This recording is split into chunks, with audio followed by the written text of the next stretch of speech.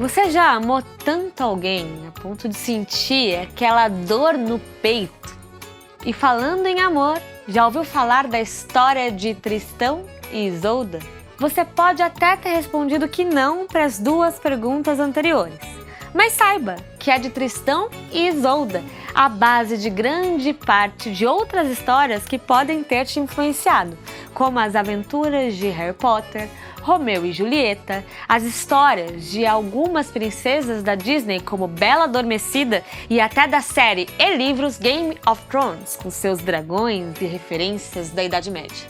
Todos esses e outros exemplos beberam da mesma fonte, os romances de cavalaria medievais que serviam para distrair a corte e os nobres. Essas obras, que vieram a partir de uma tradição oral de contação de histórias, não possuem um autor definido, mas são famosas e falam um pouco sobre assuntos que a gente já ouviu muito por aí: o amor inocente, impossível e proibido. Tristão era um cavaleiro que teve uma missão dada pelo rei. Ele deveria ir à Irlanda para conquistar a princesa Isolda.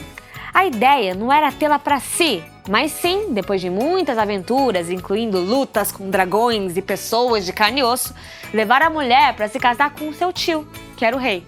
O problema é que no caminho, uma poção mágica criada para que Isolda se apaixonasse pelo seu futuro marido é tomada por ela e por Tristão, o nobre cavaleiro que inocentemente acaba se apaixonando perdidamente e sendo correspondido.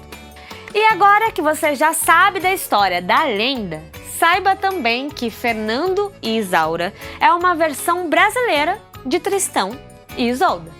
Primeira experiência de Ariano Suassuna com o romance, a história do amor de Fernando e Isaura foi escrita em 1956, um ano após a conclusão de outra obra também super conhecida, O Alto da Compadecida. O livro serviu para que o escritor, que até então só tinha publicado teatro e poesia, treinasse o formato de romance para, em seguida, escrever o livro Romance da Pedra do Reino, que levou 12 anos para ser concluído. Apesar disso, essa obra aqui, que tem ilustrações do pintor, desenhista, gravador, ceramista e diretor de arte Manuel Dantas Suassuna, filho de Ariano, permaneceu inédita por quase 40 anos, sendo publicada só em 1994.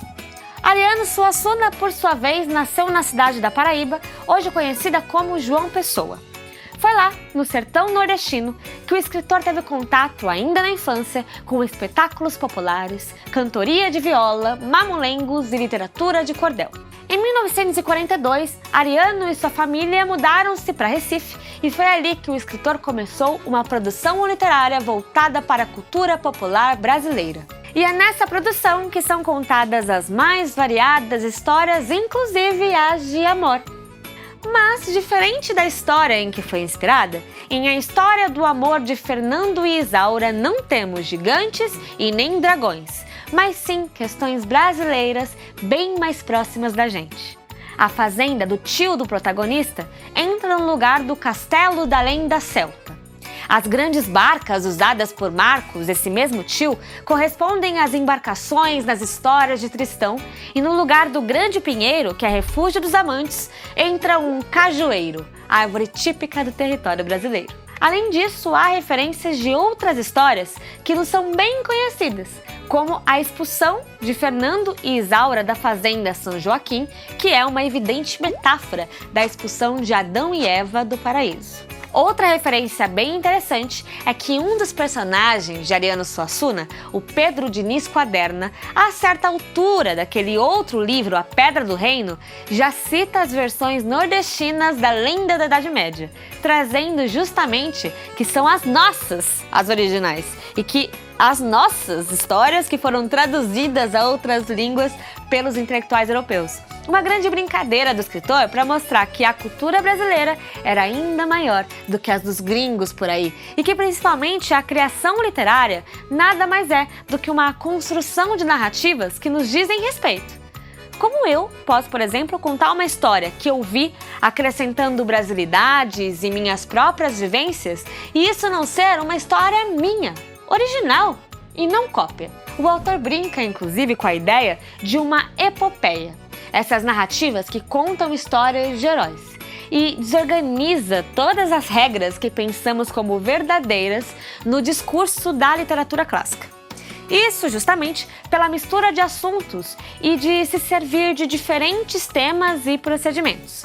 Nessa história, o que menos interessa é o amor de Fernando e Isaura, ou a luta dos heróis. É mais importante a reflexão sobre as condições e possibilidades da força revoltosa do amor numa sociedade de regras estreitas e códigos de conduta fechados, sabe? O que o romance parece querer dizer é que o leitor se indague. E se fosse comigo? Um amor assim seria possível?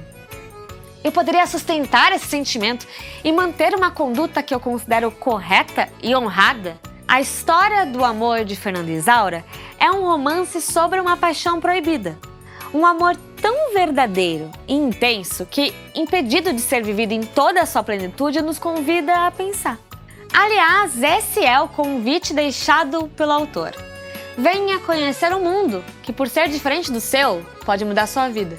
Venha conhecer um mundo que fala de experiências emocionais com as quais você já está familiarizado, mas aponta para outro universo de ações. Venha, portanto, amar e ver se é possível ser correspondido.